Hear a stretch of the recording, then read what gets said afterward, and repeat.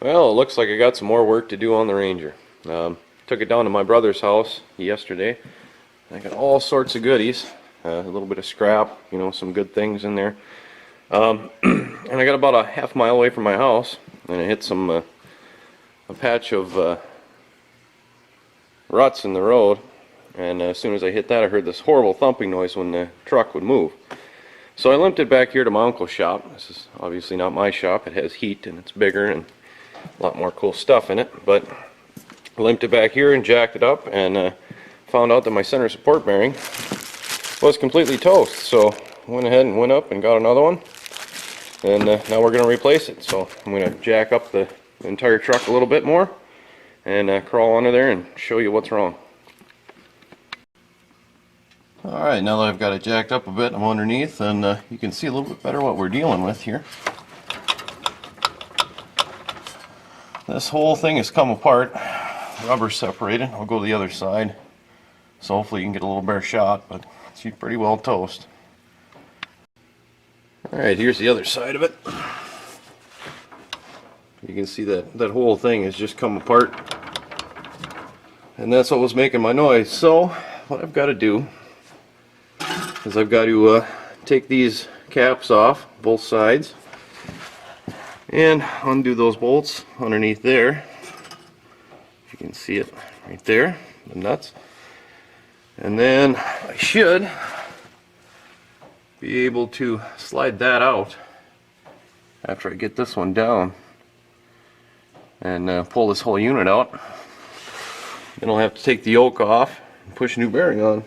Pull the bearing out and push a new bearing on. So I'm going to go ahead and mark everything so I know which the orientation it goes onto this shaft, and then should be good to go. So I'm going to get started. Alright, I've got the U-joint undone, the drive shaft down, the rear one, and I put a chisel mark here and then one corresponding on the drive shaft on the bottom so I get everything lined back up. And now my next step is going to be to remove these bolts right here.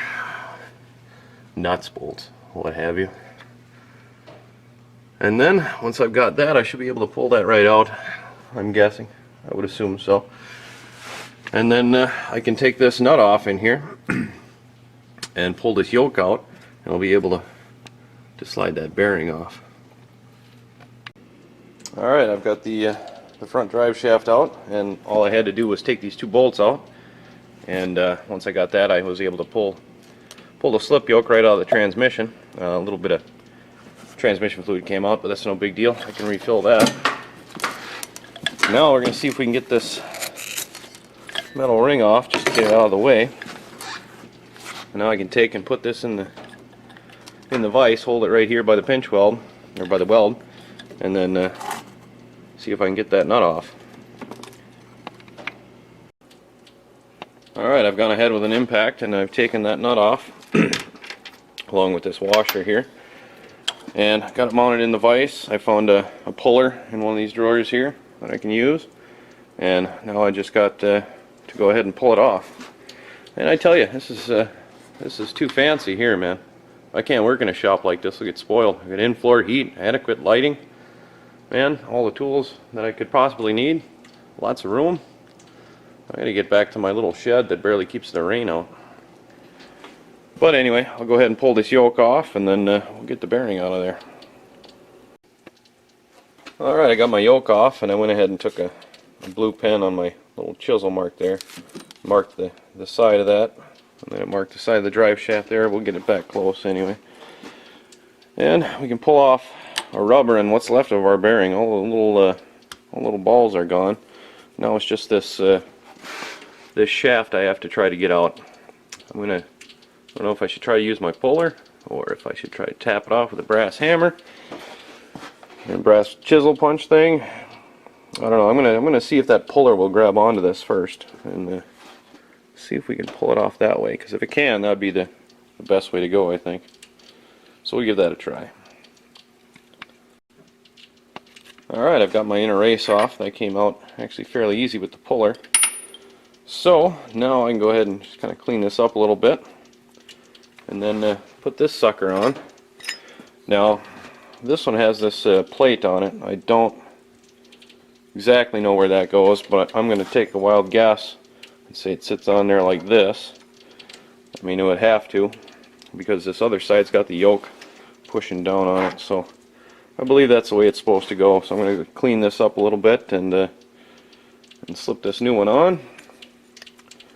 I don't know, we'll see if I have to press it in or not. Not sure that I do, but I can probably tighten that nut and tighten around with that, but we'll see. We'll see how it goes. I'll clean that up first.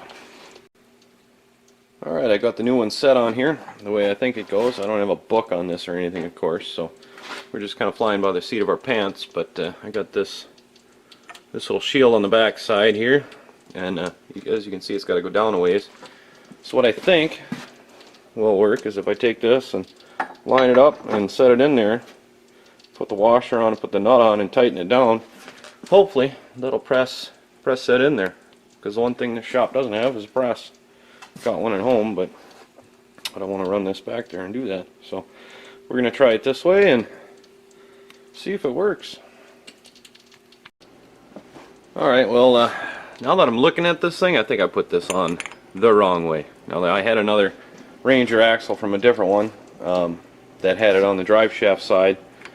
I don't know what that came off of, but it had it on this side, and this clearly doesn't fit here. The bearing's all the way seated, and it's just flopping around.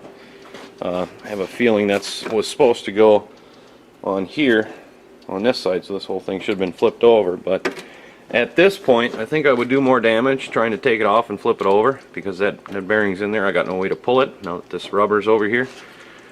And I don't want to, you know, hammer on it with an air chisel or anything. I'd probably tear this up for sure. I might wreck the bearing, so I think at this point I'm just gonna bolt it together as is. It'll spin. It's a hell of a lot better than what was in there, and it's a $700 truck. So I'm not too concerned about it. If it goes again, if it goes sooner than it should, so be it. I'll go get another one and replace it in a few years. But yeah, if you're going to do this at home, I think you should look a little bit more careful than I did. But that kind of thing happens, so I'm going to put that yoke back on, and we'll get it back together and put it back in the truck so we can get this thing on the road again. Well, I'm not super happy about it, but you know, at the end of the day, it is my truck, and I'll drive it like that.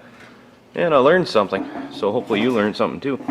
Take a little time when you're looking at stuff.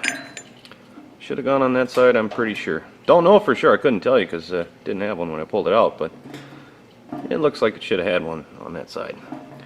So let's throw this sucker in the truck and see how she works.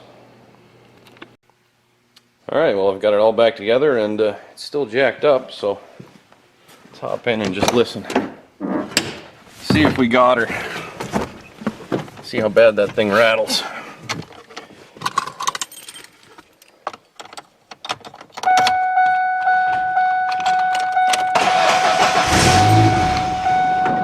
You know.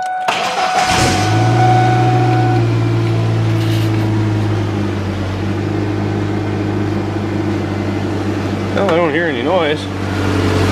That's a good thing. Light over there.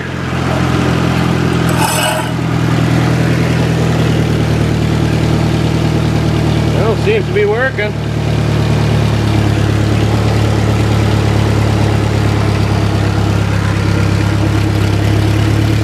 Cool.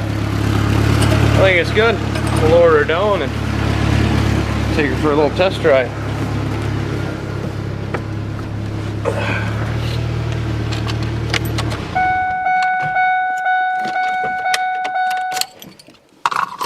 Sweet.